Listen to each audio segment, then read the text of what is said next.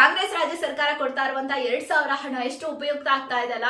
So ಎಂತೆಂತ situation ಅಲ್ಲಿ help ಆಗಿರುತ್ತೆ. ಯಾಕಂದ್ರೆ ದೊಡ್ಡ ಅಮೌಂಟ್ ಇದು, ಸಣ್ಣ ಅಮೌಂಟ್ ಅಂತ 2,000 ಆ ದುಡ್ಡಿನ ಬೆಲೆ ಗೊತ್ತಿರೋರಿಗೆ ಗೊತ್ತಾಗ್ಬಿಡುತ್ತೆ.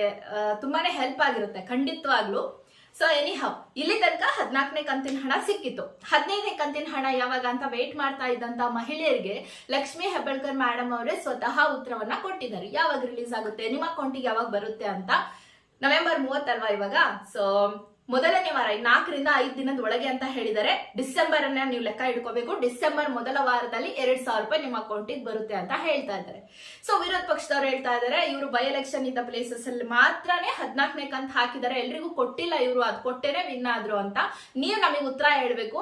ಯಾರೆಲ್ಲ ನಿಮಗೆ 14ನೇ ಕಂತು ರಿಸೀವ್ ಮಾಡ್ಕೊಂಡಿಲ್ವೋ ಕಮೆಂಟ್ ಮಾಡಿ. ನಿಮ್ಮ ಡಿಸ್ಟಿಕ್ ಇರ್ಲಿ, ನಿಮ್ಮ ಜಿಲ್ಲೆ ಮತ್ತೆ ನಮಗೆ ಬಂದಿಲ್ಲ ಅಂತ ತಿಳಿಸ್ಬೇಕು. ಇದು ಸರ್ವೆ ಮಾಡಿದಾಗ ಸರ್ಕಾರಕ್ಕೆ ತುಂಬಾ ಹೆಲ್ಪ್ ಆಗುತ್ತೆ. ಬಂದಿರೋರು ಕೂಡ ತಿಳಿಸಿ, ಸೊ ಅದು ಕೂಡ ಗೊತ್ತಾಗುತ್ತೆ.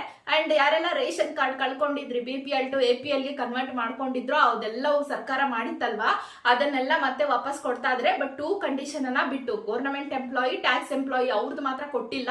ಅದರ್ ರೀಸನ್ ಇಂದ ಏನಾದ್ರೂ ಕ್ಯಾನ್ಸಲ್ ಆಗಿದ್ರೆ ಅದು ನಿಮ್ ನ್ಯಾಯಬೆಲೆ ಅಂಗಡಿಯಲ್ಲಿ ಇರುತ್ತೆ, ಹೋಗ್ಬಿಟ್ಟು ಅದನ್ನ ಕಲೆಕ್ಟ್ ಮಾಡ್ಕೊಳ್ಳಿ. ಅಂಡ್ ನಿಮ್ಗೆ ಆಲ್ರೆಡಿ ಮೆಸೇಜ್ ಕೂಡ ಬಂದಿರುತ್ತೆ, ಬಂದಿದೆ ನಿಮ್ಗೆ ಅಂತ. ಸೊ ಈ ಮಾಹಿತಿ ನಿಮ್ಗೆ ಯೂಸ್ಫುಲ್ ಆಗಿತ್ತು ಅಂದ್ರೆ ಖಂಡಿತ ಪೇಜ್ ಫಾಲೋ ಮಾಡ್ಕೊಳ್ಳಿ.